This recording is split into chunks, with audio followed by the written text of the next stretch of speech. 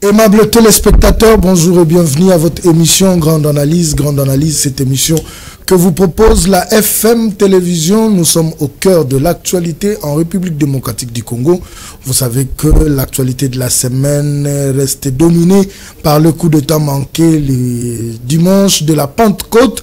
C'est vrai que ça continue à faire couler encre et salive parce que tout le monde devait émettre un point de vue, bien que nous attendons encore les enquêtes qui sont en cours, mais du moins chacun de nous a un point de vue à émettre parce que cela concerne la République démocratique du Congo. Mais à part ça aussi, il y a ces élections, je ne veux pas dire fameux, mais je dirais ces élections du bureau définitif de l'Assemblée nationale. C'est vrai que le ticket de l'Union sacrée était connu. Après des tractations et des tractations, la première personne à faire allégeance, à céder, c'était Monsieur Bahati qui a retiré la candidature de son fils. Après cela, rien n'a marché. Ils sont partis à la cité de l'Union africaine pour parler avec le chef de l'État. Le chef de l'État leur a demandé de répartir pour un consensus un peu plus global. Il y a Jean-Pierre Bemba qui a retiré la candidature de sa sœur. Mais curieusement, Pepe Mbosso n'a pas voulu retirer. On ne sait pas qu'est-ce qui se cache derrière la présence de Christophe Mbosso au bureau de l'Assemblée nationale. C'est vrai qu'il était le président du bureau d'âge. La législature passée, c'était lui le président. Aujourd'hui, il a été élu comme deuxième vice-président. Je trouve un peu anormal quelqu'un qui était premier de la classe, mais qui se contente de devenir troisième, quatrième. Mais qu'est-ce qui est caché dans cette présence, de sa présence au bureau définitif? C'est ce que nous allons tenter de savoir sur ce plateau. Je reçois pour vous Maître Eric Bilambadou. Il est cadre du parti Sénarc. Ça fait un bon moment qu'on ne l'a plus vu sur ce plateau de Grande Analyse. Je m'en vais déjà le dire bonjour. Bonjour cher Alain, bonjour à tous les téléspectateurs de votre chaîne FM TV, précisément de votre émission Grande Analyse. Je tiens à saluer les miens des Sénarc et le Congrès national africain pour le réveil du Congo. Parti cher à l'honorable député national et provincial Aimé Pascal Mongolo-Konda, aujourd'hui candidat gouverneur pour le compte de la province de Mai-Ndombe. Et je crois que la volonté du souverain primaire de Mai-Ndombe sera respectée lors de ces suffrages indirects. Donc j'en appelle à la conscience des députés provinciaux de Mai-Ndombe de voter rationnel, utile pour le développement de Mai-Ndombe. Il faut un fils de la contrée. Alors, de façon plus claire, la population tient à ce qu'il soit porté gouverneur de cette province, très sérieusement reculé, moins développé. Alors, il faut un manager, il faut pour cette province une personne décidée à relever les défis. Et je pense que le choix meilleur, c'est Aimé Pascal Mongolo-Konda. Voilà, merci beaucoup. Nous tous, nous avons cru que les élections pourraient avoir lieu le 21, mais curieusement, on nous dit que c'est le dimanche. Donc, on est là, en train d'attendre. Et bonne chance au président du Sénarc. Merci de sa part. Nous entrons dans le vif du sujet avant de parler des élections de l'Assemblée nationale. Mais prenons d'abord ce coup d'État manqué parce que ça continue à faire couler encre et salive.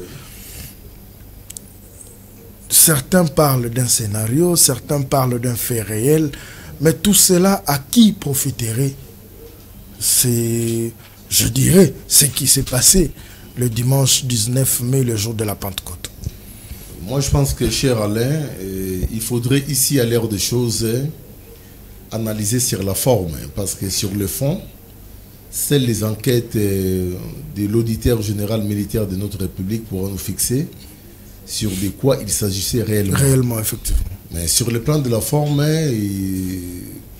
il est à condamner cet acte, dans la mesure où nous avons déjà beaucoup d'avancées démocratiques en République démocratique du Congo. On a près de 3 cycles électoraux déjà consommés, rentrés en arrière, s'il faut le dire brutalement, pour que les armes prennent le dessus sur la lettre de la Constitution. Je pense que les Congolais ne sont pas partants pour ça. Encore sur le plan de la forme, je pense que à l'ère des choses, il n'est pas admis, il n'est pas autoriser à quiconque d'utiliser les armes comme moyen d'accession au pouvoir en République démocratique du Congo. Donc moi je pense que s'il faut réagir en congolais, c'est très dévié cet acte qu'avait tenté de faire M. Christian Malanga et sa bande évidemment. Donc nous félicitons les services de sécurité de notre République, les FARDC, qui ont assumé, qui ont pu repousser et mettre hors d'état de nuire tous ces mécréants qui ont voulu déranger la paix de la nation. Parler en termes de scénario, moi je pense que l'article 23 de notre constitution consacre la liberté d'expression. Il est admis pour tout le monde de mettre son point de vue, mais moi je pense que scénario non, parce que s'il faudrait tactiquement ou bien s'il faudrait élément après élément analyser le déroulement des faits tels que nous l'avons vécu, vous comprendrez finalement que c'était pas de la blague, c'était pas un scénario. Ils sont venus de façon décidée, quitter un continent lointain de l'Afrique comme l'Amérique pour venir tenter un forfait et un scénario en amenant son fils sur scène dans les théâtres des opérations. Je ne pense pas. Si c'était effectivement un scénario, je pense qu'il allait s'assumer seul. Moi je pense qu'à l'ère des choses, les services de sécurité sont à féliciter. Nous attendons les sérieuses enquêtes de l'auditeur militaire général de notre République pour que nous soyons finalement fixés sur de quoi il s'agissait effectivement. Mais sur le plan de la forme, les Congolais, au même titre que moi, ont condamné cet acte mécréant qui allait déranger le bon parcours du deuxième mandat du chef de l'État, Félix-Antoine Tshisekedi Tshilombo. Le palais de la Nation, bureau officiel du président de la République, on dira moins sécurisé parce que les assaillants ont quand même eu accès à ce bureau officiel du chef de l'État. Est-ce qu'il y a de reproches à faire au service de sécurité? Parce que déjà, s'il faut voir de la manière dont ils sont arrivés, on parlerait, je suis dans les conditionnels sans l'affirmatif, qu'ils seraient venus par le fleuve. Donc le fleuve, on voit l'autre rive de Brazzaville, jusqu'à ce qu'ils atteignent le palais de la Nation après avoir eu cet affrontement avec le garde de Vital Kamerhe, parce que je ne vais même pas trop évoquer Jean-Pierre Bemba et Madame la Première ministre, du fait que là, il n'y a pas eu échange de balles, mais c'est plus chez Vital Kamerhe. En termes de sécurité, qu'est-ce que vous pouvez dire? Parce que le palais de la Nation, comme bureau plutôt officiel du chef, devait être hautement sécurisé. Voilà, c'est justement là où les gens, je ne sais pas s'il faut le mettre dans les lots de déviation, mais je pense que le problème, ce n'est pas le départ, le problème, c'est la fin. Si ça va d'une tactique militaire, que ces gens entrent pour qu'enfin on puisse les encercler calmement comme on l'a fait, pour qu'on puisse les avoir aussi facilement, je ne pense pas que c'est dévié pour nos militaires qui sécurisaient les bureaux du chef de l'État. Le problème, c'est la conclusion, qu'est-ce que ça donnait sur le plan des tactiques militaires. Vous savez, en matière d'attaque militaire, on peut s'arranger pour que l'ennemi puisse pénétrer et pour qu'enfin on puisse l'encercler et les rendre inactifs. Donc les problèmes ne se posent pas par le fait qu'ils sont entrés dans les bureaux du chef de l'État. Mais le problème, c'est qu'au finish, les forces armées de la République sont parvenues à les maîtriser. Donc opérationnellement, sur le plan tactique, on ne sait pas ce qui s'est passé. Il ne faudrait pas, peut-être que les dégâts étaient évités. S'il était question d'un affrontement direct, on aurait plus de cas de décès que ce qu'on a eu. Mais comme ils se sont sentis encerclés par les services par nos FARDC, ils s'étaient contraints d'enlever leur tenue, ils étaient sans ressources, sans force, et voilà qu'on les a arrêtés aussi facilement.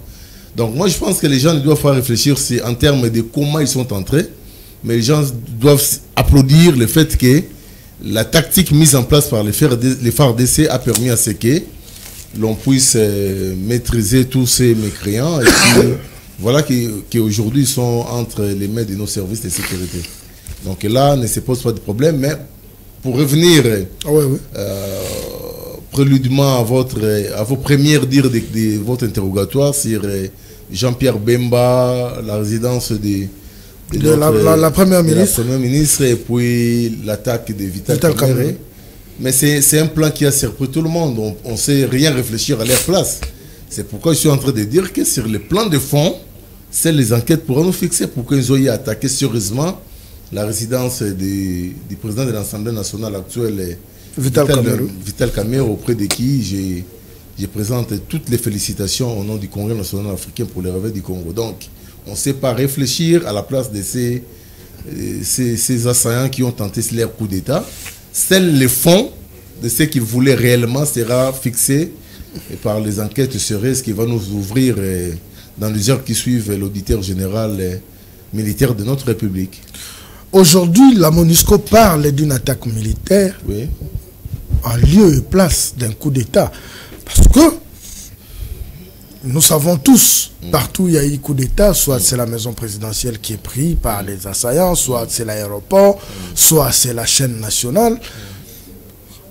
En regardant tout ce qui s'est passé, la MONUSCO, par les truchements de Bintou Keïta, a parlé d'une attaque militaire en lieu et place d'un coup d'État. Chose que certains Congolais ne digèrent pas. Plus, c'est de la majorité, on doit le dire ainsi. Parce que ceux qui ont une autre façon de voir les choses en République démocratique du Congo font foi à ce que dit Bintou Keïta. Le CENARC, parti de l'Union sacrée, que dites-vous de dire de la représentante de la MONUSCO en République démocratique du Congo? Moi, je pense que le problème ne se pose pas sur le plan sémantique du fond des concepts à utiliser. Coup d'État, attaque militaire, le problème c'était fait pour quel objectif? C'est ça le problème.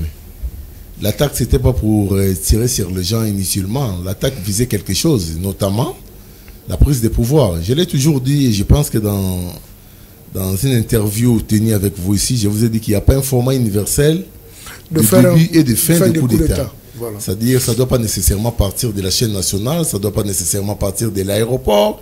Voilà. C'est pourquoi je suis en train de dire, ici nous sommes en train d'analyser sur la forme, sur ce que nous avons vu dans les réseaux sociaux, parce que jusque-là, au fond, personne n'a les éléments de ces dossiers. Donc on ne sait pas réfléchir à la place de ces mécréants. Mais sur le plan de la forme, nous savons que c'était une attaque militaire. Attaque ou pas, de toutes les façons, l'attaque, le coup d'État, c'est le résultant de l'attaque militaire. C'est tout à fait. C'est comme la modification de la Constitution. Ça fait suite à une révision.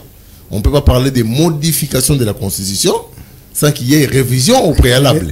Donc, il y a une façon de dire qu'on ne peut pas parler des d'un coup d'État sans qu'il y ait attaque militaire. Bon, ça, c'est réel des choses, voilà. Mais à ce jour, les États-Unis demandent qu'on puisse extrader ces citoyens arrêtés ces jours-là. Citoyens américains. Les citoyens américains. Notamment le fils Marcel. Marcel Malanga et autres. Les États-Unis demandent que ces sujets américains soient extradés parce que la RDC ne dispose pas d'une juridiction pouvant les juger. Qu'est-ce que vous dites par rapport à... Non, c'est-à-dire que votre question, elle est bonne, pertinente, mais entre guillemets, elle a perdu sa forme vers la fin.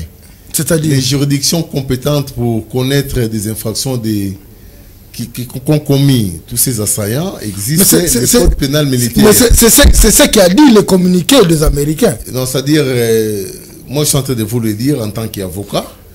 Moi je vous pose une question par rapport au dire, au communiqué américain. Je suis en train d'arriver, c'est-à-dire les juridictions militaires sont compétentes pour connaître des faits infractionnels qu'ont eu à commettre ces assaillants. Mais seulement, en cette matière, sur le plan international, voilà, il y a ce qu'on appelle l'extradition, qui est un procédé de droit international qui voudrait à ce que certains sujets étrangers qui ont eu infracteurs en République démocratique du Congo puissent subir leur peine dans leur pays. Mais il y a tout un procédé de droit pour que cela soit mis en musique. Donc ici, il n'est pas question d'une imposition, mais il est question préalablement des accords ratifiés auxquels se trouvent les États-Unis ou bien les pays originaires de ces mécréants avec la République démocratique du Congo. Comme on a toujours dit, les traités internationaux ont valeur supérieure aux lois de la République démocratique du Congo au sens de notre constitution. C'est-à-dire nous sommes tenus par les textes ratifiés par la République démocratique du Congo. S'il y a des textes ou bien des ratifications tendant dans le sens d'extrader les sujets étrangers auteurs des infractions commises en République démocratique du Congo, la loi restera à dire, mais elle restera la loi, on sera obligé de l'appliquer comme telle. Mais ça ne doit pas aller dans le sens d'une imposition, encore moins dans le sens d'une immixtion. Voilà. Voilà. La population congolaise continue à vivre dans le doute par rapport à ce qui s'est passé. Nous avons tous vu 2 ministres se contredire. Oui. Il y a le ministre de la communication et médias, porte-parole du gouvernement, Patrick Mouyaya, qui fait un communiqué n'évoquant pas le passage des assaillants chez Jean-Pierre Bemba et Madame la Première ministre. Oui. Mais le ministre de la Défense a réagi, ou soit donne une autre version des faits, parlant du passage des assaillants chez lui et Madame la Première ministre, avant d'atteindre Vital Kamerhe pour aller chuter au palais de la Nation. 2 officiels de la République, mais qui communiquent en se contredisant. Cette manière de communiquer a aussi poussé la population de se poser les questions de savoir qu'est-ce qui se chuchote ou qu'est-ce qu'il y a tout autour de ces soi-disant coups d'État, parce que 2 membres du gouvernement sont censés donner la même information parce qu'ils sont le mieux informés que la population. Non, ici, je pense que, comme je venais de le dire à l'entrée de l'émission, tout ce que nous faisons comme analyse ici porte sur la forme.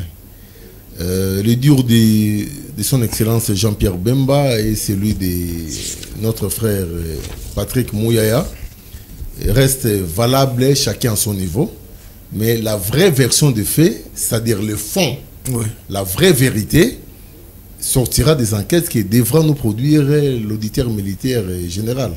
Sinon, à l'ère des choses, on va croire à qui? Voilà. Le doute a continué à persister parce que coup d'état le matin, le soir on va danser, bien que ce soit un concert chrétien, mais les gens se sont quand même rassemblés au stade de Martyrs pour un concert, alors que le matin, on a tous crié à l'alerte qu'il y a eu un coup de temps manqué. Est-ce que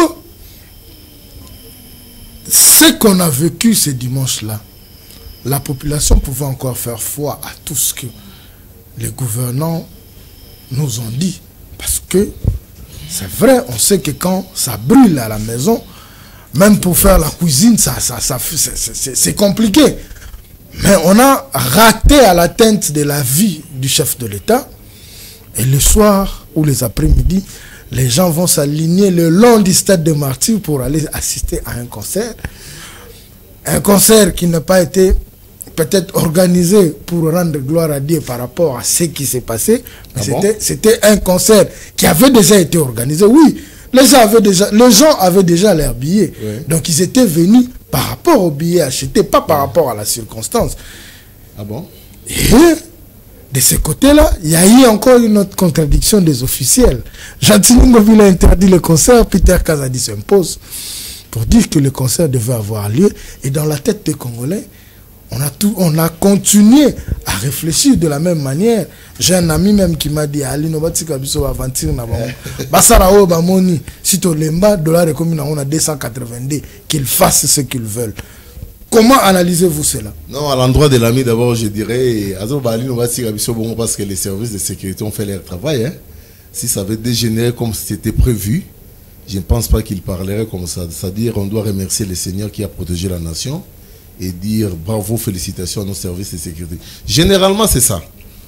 Quand les services de sécurité arrivent à maîtriser une situation dangereuse, les gens assimilent cela à un scénario.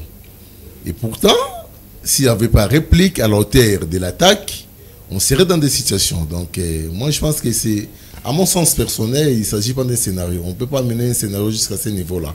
Rien que par le format des choses, ce n'est pas déjà un scénario. Maintenant, en termes de quart d'heure entre les faits et la suite ordinaire de la vie des Congolais. Vous savez, en Angola, il y a une méthode de guerre qu'on appelle la guérilla. La guérilla. C'est-à-dire, les Angolais sont à l'aise dans une guerre quand, pendant la guerre, les gens vivent ordinairement. Parce qu'ils se disent que les personnes qui se connaissent en communauté savent identifier quand ils sont ordinaires de vie, les infiltrer. Et moi, je l'ai vécu personnellement en 1998, quand j'étais à Boma, lors de l'immixtion de l'armée rwandaise à Boma. Le militaire angolais venu au secours de la République démocratique du Congo nous faisait sortir des maisons pendant qu'il y avait guerre. Sortez, sortez de vos maisons, vivez normalement. Comme ça, vous savez nous dire que celui que vous connaissez, celui que vous ne connaissez pas. Ça a étonné les gens. Mais bizarrement, j'ai interrogé un oncle qui revenait de l'Angola. Il dit oui, effectivement, en Angola, ça se passe comme ça. Parce que quand vous êtes caché dans vos maisons, l'ennemi qui est infiltré a tout le temps d'opérer. Mais quand vous vivez comme si de rien n'était, au-delà des armes, vous savez dire aux forces de la République, oh, tu as bien été. Ah, on a vu seulement aujourd'hui, attention, il est dangereux. Donc moi je pense que la taille des risques se mesure par rapport aux conséquences à suivre. Si effectivement, après riposte, après maîtrise des... Ils étaient au nombre de combien? Sur le plan réel, 30 personnes arrêtées coup sur coup. Si les services de sécurité sont rassurés que le problème a été fini au palais des nations par les personnes, uniquement pour les personnes arrêtées, ça servirait à quoi faire traîner plus de 7 millions d'habitants dans leur maison pour 30 personnes arrêtées pour leur aventure.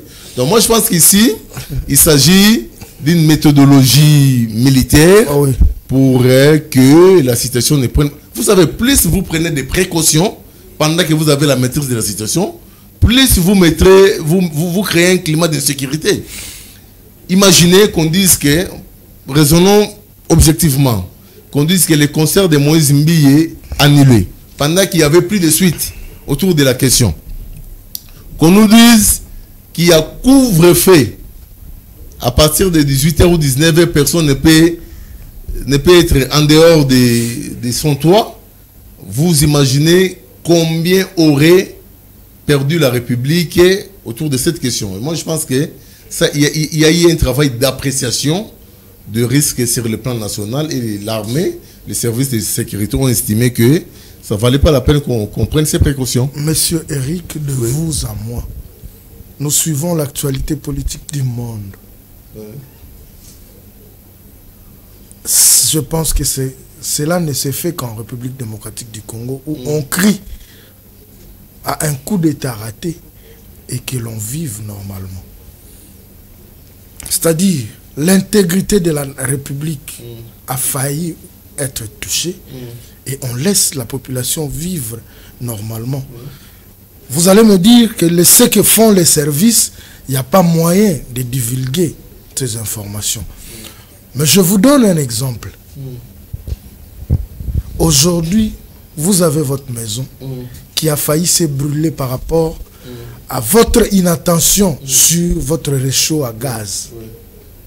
Je pense que tout mouvement que vous ferez cette journée là-bas, cette journée, vous serez attentionné par rapport à ces réchauds qui a failli consumer tout le bien de la maison. La République est en danger parce qu'il y a eu des assaillants qui ont voulu la peau du président de la République. C'est vrai qu'un attentat de jouer. Et vous demandez aux gens de vivre normalement parce qu'on ne savait pas comment est-ce que la situation ou la journée pouvait évoluer. Le gouverneur de la ville, prévoyant, a même signé un document interdisant les concerts. Parce qu'on ne savait pas d'où ça pouvait venir. Mais le ministre de l'Intérieur s'impose. Certains sont partis dans la logique de lien tribal, par exemple, Moulouba, Yango, Yango. Je ne rentre pas dans ça, je reste dans le fond.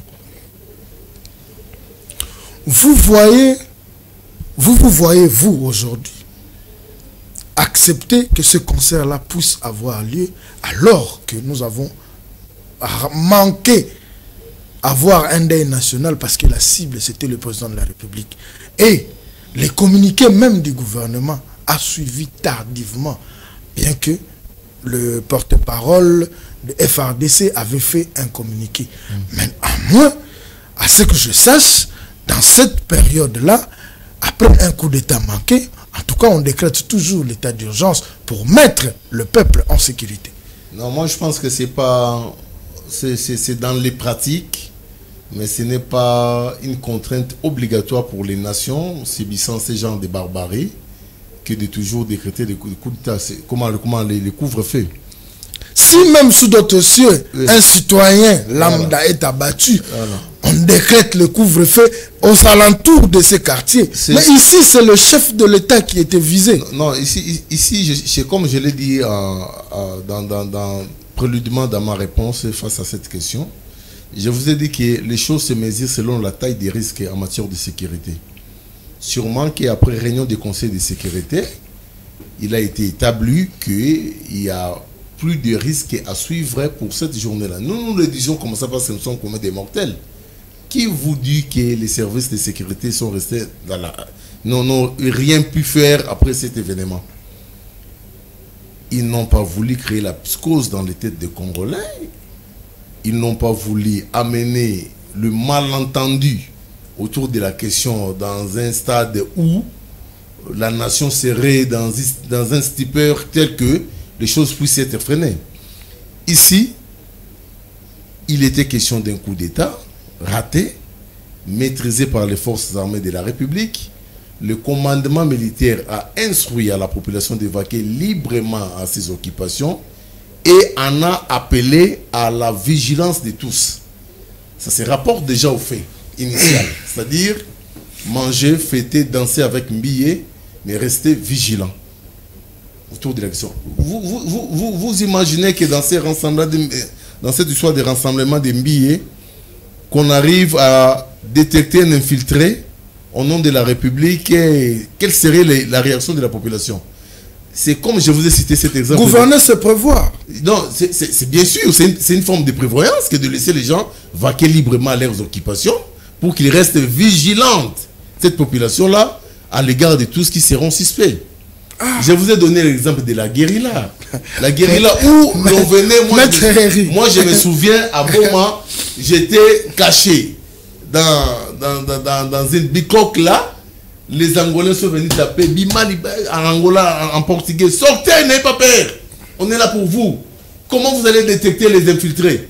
C'est vous qui connaissez les gens de l'avenir. Ne restez pas à la maison. Si vous restez à la maison, ils vont entrer, ils vont vous violer. Ils vont pas tuer tout le monde.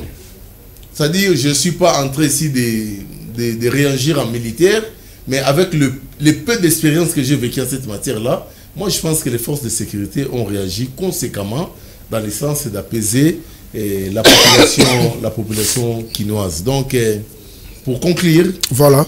Moi je dirais parce qu'on va prendre un deuxième. Voilà, bravo à nos services de sécurité.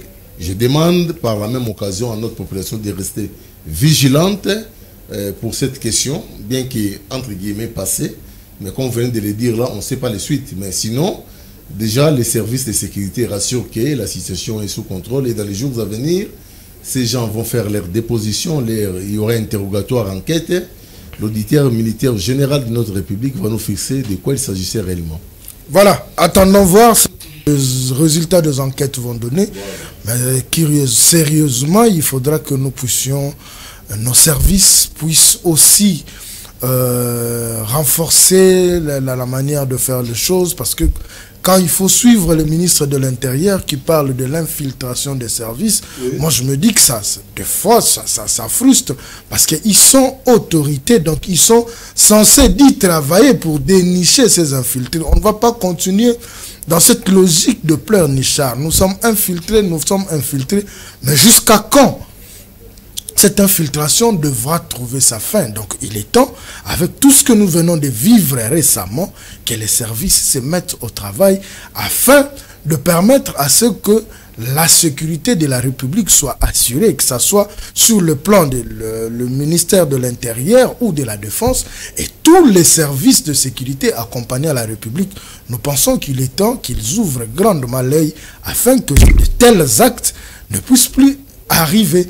Nous parlons présentement de élections du bureau définitif. Moi, j'appelle ça installation parce qu'il y a une élection que le poste de je crois, questeur adjoint pour l'opposition, compte de l'opposition, parce que le ticket de l'Union Sacrée était connu. Il n'y avait qu'un seul membre dans chaque poste. Donc, c'était déjà un ticket qui avait été imposé. Après frustration, Jean-Pierre Bemba qui avait mis sa sœur, qui a quand même accepté en fin de compte de retirer la candidature de sa sœur. Monsieur Bahati qui avait, après la clameur publique, retiré aussi la candidature de son fils. Mais curieusement, le vieux Mbosso n'a pas retiré. Je me pose la question de savoir si ce poste-là revenait à son parti. Est-ce que dans son parti ou son regroupement, il n'y a pas quelqu'un d'autre mieux que lui? C'est le point d'interrogation que nous nous posons. C'est la grande question, par contre, plutôt que nous nous posons. Mais du moins, le bureau est connu. Et au poste qui a été donné à l'opposition, c'est l'ensemble de Moïse Katumbi qui remporte les élections avec Madame Dominique Moulongo. Donc, nous avons le bureau définitif de l'Assemblée, nous avons tout attendu, il y a eu blocage, en fin de compte, nous avons ce bureau qui devra déjà commencer son travail parce que nous attendons aussi jusque-là la sortie du gouvernement. Mais que pouvez-vous dire déjà de l'installation du bureau de l'Assemblée nationale? Moi, je pense qu'il faudrait pas installation finish, mais au départ, il y a eu d'abord élection. Élection, oui, parce que on devait quand même donner de voix, mais oui, quand quelqu'un est en train de concourir seul à un poste... Non, l'installation fait suite à un vote, parce que les votes n'étaient pas contraignants, c'était libre et secret. Et ça pouvait... Malgré que l'Union Sacrée avait la majorité, donc... Évidemment, une majorité numérique, mais sinon, en termes d'opérationnalité, les votes étaient libres et secrets. Donc, c'est ça. Félicitations au président actuel de l'Assemblée nationale, M. Vital Kamerhe, le professeur Vital Kamerhe, et à son bureau, fructueux mandat, et travailler pour le compte des peuples congolais. Mbosso s'embrasse finalement avec Vital Kamerhe, bien que ils étaient hostiles au départ. Des accolades qui frustrent les humeurs des Congolais au regard des réalités. Oui. Vous imaginez une personne de Trump, de Mbosso, M. Mbosso, avec tous les respects, partant de son âge, 83 ans, donc c'est-à-dire physiquement. Alors que le vieux Kengo à 81 ans avait cédé, mais voilà. Lui il dit qu'il est encore fort. Bon, n'empêche la Constitution, parce qu'on est tous démocrates, la Constitution ne les contraint pas. C'est pourquoi justement il faudrait soit un changement, soit beaucoup de révisions autour de cette Constitution. Mais le mieux à faire, c'est un changement automatique pour qu'on puisse recadrer les choses. Voilà combien ça peut frustrer nous les jeunes, moi et vous, qu'un homme de 83 ans puisse dire qu'il est encore très fort pour la République. Il est très fort pour la République. Oui, en termes d'expérience, oui. En termes de spiritualité, on peut dire aussi oui. Spiritualité, bon, la spiritualité, il n'y a pas moyen de la jauger. Mais en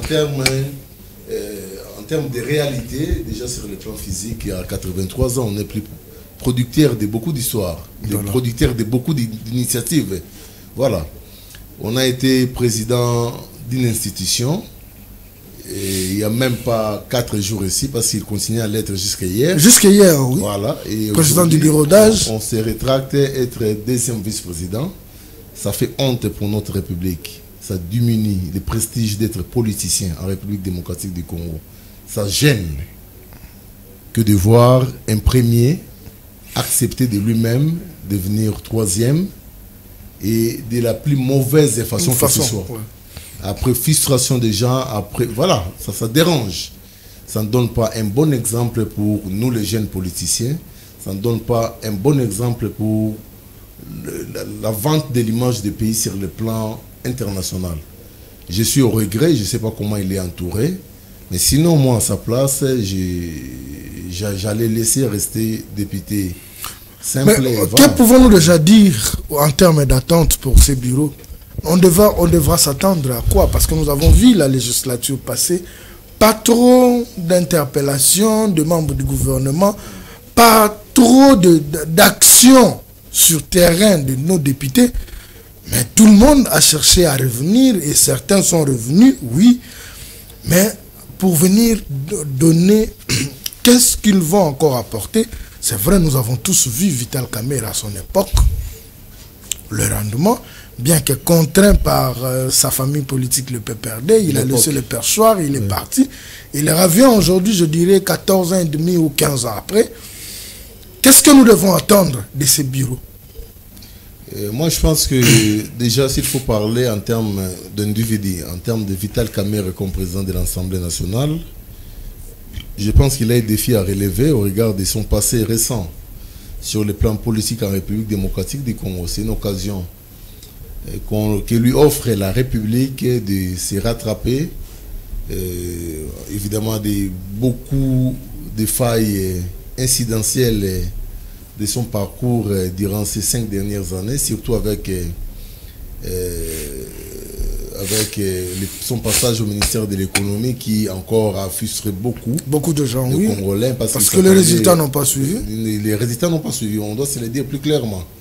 Maintenant qu'il a l'occasion de gérer une institution qu'il a déjà eu à gérer avec triomphe, je pense qu'il cherchera à faire mieux. Pour les membres de son bureau, qui attendent d'eux, bon, ils sont des Congolais, ils savent tous les problèmes de la République démocratique du Congo, il n'y a pas de problème à leur présenter nouvellement, ils savent les besoins de la population qui les ont votés. Donc j'espère bien qu'ils vont faire le travail non dans le sens de leurs intérêts, mais dans le sens de tirer du gouffre la République qui souffre de beaucoup de problèmes. Je vous dis, de beaucoup de problèmes. À entendre M. Bahati Lukwebo à son arrivée, il a dit cette fois-ci, ils vont travailler pour le bien-être du peuple. Donc déjà eux-mêmes reconnaissent ne pas travailler pour... c'est un vrai problème. C'est ce qui a même créé cette tollée sur la toile, parlant de certaines personnes ont parlé du départ de Bahati de l'Union Sacrée, alors qu'il était clair, disons que cette fois-ci nous allons travailler pour le bien-être du peuple. Donc, en âme et conscience, ils savent qu'ils ne travaillent pas pour le bien-être du peuple. Je vous prends... je vous pose cette question parce que le président de votre parti est aussi député national. C'est-à-dire, c'est tous les députés qui sont pris dans ces carcans, disons qu'ils ne travaillent pas pour l'intérêt de la population, mais ils travaillent, pour les intérêts de leur regroupement et de leur propre vie. Non, je pense que ça doit faire un lapsus de langage. Il a dit ce qu'il ne voulait pas. Il a sorti ce qu'il ne voulait pas dire. Voilà, justement, il a sorti ce qu'il ne voulait pas dire. Mais ça reste, les images restent, nous avons tous relayé. Mais ça reste, mais quand vous comprenez qu'au fond, il a sorti ce qu'il ne voulait pas dire, donc c'est pardonnable si on peut le dire brutalement. Qu'il vienne faire une démentie, c'est simple, c'est plus naturel et simple qu'il vienne faire une démentie parce que nous avons relayé. Certains en sont partis plus loin par là même de départ. Je me porte garant de le faire à sa place. Vraiment. Bien que gratuitement. Mais sinon, moi je pense que cette législature doit être une législature de lecture réelle des problèmes du peuple congolais, des initiatives allant dans le sens de voter des lois profitables aux souverains primaires qui ont eu à voter ces députés. Une législature où il y aura effectivement contrôle parlementaire à l'endroit de l'exécutif. Voilà ce qu'il doit faire comme travail. Et moi, je pense qu'en disant que cette fois-ci, nous allons travailler pour le peuple, ils voulaient seulement revenir à beaucoup de failles qu'ils ont eu à commettre lors de la récente législature. On n'a pas vu l'efficacité. Dites-moi, quel est ce contrôle parlementaire bien fait de la législature passée ayant abouti à des résultats satisfaisant pour les... Mais déjà tous les ministres appartenaient à l'Union Sacrée. Est-ce que les loups peuvent se manger? Non, c'est-à-dire ici il n'est pas question de l'Union Sacrée, il est question de la République. Ils sont pas votés pour, ils sont votés dans le ticket Union Sacrée, mais tous les peuples qui les ont votés ne sont pas... Mais le plus souvent c'est comme ça que les choses se font chez nous. Je suis en train de dire... C'est-à-dire pour qu'un ministre soit interpellé, c'est qu'il doit entrer en conflit avec 50, 60 députés qui se mettent en bloc pour... une motion. Ce sont des pratiques activement qui doivent être mises à côté. Je vous pense seulement au mot. Il y a un député qui a déposé une motion, je crois, contre le ministre Nicolas Kazadi pour le dossier lampadaire et je crois Alexis Guizard aussi, je ne me trompe pas. C'est vrai, on va nous dire qu'on était plongé dans l'organisation des élections. Mais attendons voir. Vous verrez qu'il n'y aura rien parce qu'ils appartiennent à l'Union sacrée. On ne sait pas prédire l'avenir comme vous nous, on ne prédit pas l'avenir, mais ce sont des faits précédents qui nous font croire, qui nous font voir ce qui viendra demain. Si vous n'avez pas eu à mettre votre nourriture dans le réfrigérateur, dites-vous que demain vous allez manger une nourriture moisie. Alors hier ils n'ont pas eu à faire ça parce qu'ils appartenaient à l'Union sacrée. Pensez-vous aujourd'hui que ce contrôle parlementaire sera effectif? Oui, toutes les personnes sont changeables. Moi je pense que la taille du défi qui nous impose la République appelle à la conscience de tout le monde, moi et vous, ainsi que et qui ont le mandat du peuple. Voyons voir ce que ça va donner, mais moi je suis ici. Je me répète même, je me permets de le faire, d'interpeller les amis, les élus du peuple, de travailler avec conscience. Moi, je vais vous dire une chose, ça va peut-être frustrer certains. Cette histoire, les histoires qui se font à l'Assemblée nationale, ça fait suite à un excès de confortabilité qu'on donne aux députés. C'est-à-dire, on doit ramener les mandats de députés à une passion, comme c'est le cas avec nos enseignants. Et réduire aussi le nombre de fois. Quand je dis qu'on doit ramener ça à une passion, c'est-à-dire ça doit avoisiner les bénévoles, comme c'est fait sous le société. Moi je vous l'ai dit. Ils ne vont pas accepter. Mais écoutez, maître, député Messani a 21 030 dans le bango pendant la ligne. Je suis député Messani a 21 033 000. Justement, moi aussi je vais vous répondre à Lingala. Il y a un bozomona, bazowela ba poste wana, misusu bazotia bana, misusu bazotia nana ngo tia mwana na ye, ceux qui babili au député comme $600 maintenant ba avantage. On va pas courir comme on a toujours couru là-bas dans l'Assemblée nationale. C'est pourquoi je dis que ça doit être comme en Suisse. On vous met dans les conditions de confort telles que on sait vous respecter comme député, c'est-à-dire vous avez les moyens de l'État en termes de logement, vous avez les moyens de l'État en termes d'assurance de santé, de transport et consort, en termes de déplacement, en termes d'humilité consort. Mais sur le plan chiffré, sur le plan financier, on vous donne juste l'essentiel qui vous aidera. Vous comprendrez ces jours, les jours qu'on aura des députés qui viennent par passion pour défendre les mandats du peuple, on n'aura pas tout ce qu'on est en train de voir ici.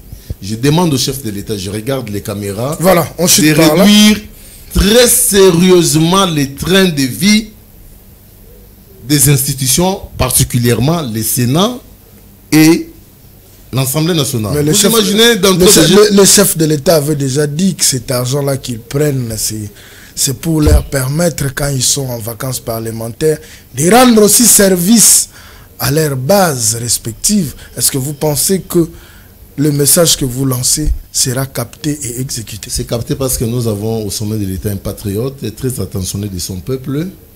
Et je pense qu'il sait les souffrances que traverse son peuple, les Congolais. Et la voix du peuple, c'est la voix de Dieu.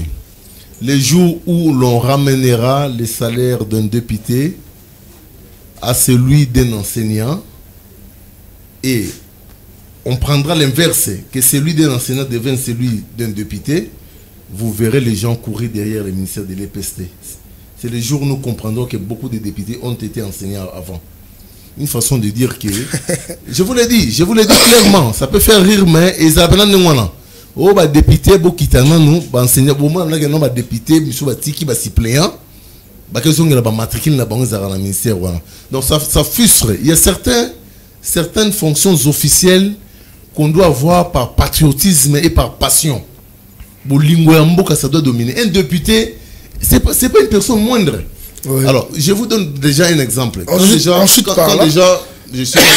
J'ai beaucoup de respect pour le président Vital Kamerhe, un homme très intelligent de notre République. Quand dans son discours de campagne, il dit déjà que je travaillerai dans le sens d'améliorer les conditions de mes collègues. Ça choque. Ils sont déjà dans de bonnes conditions. Cherchez encore à améliorer. Pourquoi? Ne nous ramenez pas l'adage du Christ, on donnera à celui qui a. à celui qui n'a pas, on retranchera même le peu qu'il a. Ça choque, ça frustre. On doit viser l'intérêt d'abord de la population, comme le disait le Sphinx Etienne Moulumba. Voilà, merci beaucoup Maître Éric Bilambadou. Je vois qu'il y a encore à dire, mais l'État nous est imparti. Donc nous sommes arrivés à la fin, nous avons déjà dépassé notre temps d'antenne. Je vous dis merci, je pense que on aura le temps, même en début de semaine prochaine, pour essayer d'évoquer autre sujet d'actualité, parce qu'il y a déjà les gouvernements en vie, on n'a même pas pu évoquer ça. Donc merci beaucoup. Cette fois-ci, ça ne sera pas les Warriors. Hein? On se demande, si ce ne sont pas les Warriors, ça ne sera pas les Amazones, au point d'interrogation. Avec une dame au Premier ministre, certainement, c'est la bishop Amazon était. On est là en train de voir, comme disent les Anglais, wait and see. Voilà. Et nous souhaitons bonne chance au président Aimé Pascal Lokondo. Merci de tout cœur au nom de SNAP. Pour les élections de ce dimanche. Vraiment. Espérons que la chance le sourisse et avec l'appui du Saint-Esprit. Amen. Amen. Voilà, merci beaucoup. C'est par ces mots que nous mettons un point final à cette émission. Merci à Torres Atibou pour la prise de vie, Enoch Mafuka pour la prise de vie, et il y a Gelor Mouya, notre régisseur que nous appelons communément Coco Mouya, et puis il y a Don Benjamin Makolo. Mais je ne veux pas terminer cette émission sans souhaiter une bonne journée à mon frère. Lui, je l'appelle, il s'appelle Shadrach Socha. Shadrach, bonne journée à toi. Et nous allons présenter nos sincères condoléances à la famille Mbo qui vient de perdre Madame Mbo, Maître Mbo Letang Maître Mbo Letang Bernard Claude. Je pense que je n'ai pas massacré son nom. Merci la régie de nous avoir aidés. Je vous le demande sans vous prendre au mot. Oui. Ce serait un blasphème qui pour moi de ne pas présenter en tant qu'avocat les condoléances à tous les barreaux de la République démocratique du Congo pour cette perte énorme et irremplaçable de notre frère regretté Maître Mbo. Je tiens à présenter les condoléances à la famille biologique et ainsi qu'à toute la corporation des avocats. Voilà, merci beaucoup. Je pense que le message est passé. Nous compatissons et nous sommes de cœur avec la famille de l'illustre disparu. On se retrouve demain pour autre sujet avec d'autres invités. Et c'est toujours avec le même plaisir. Au revoir. Au revoir, merci.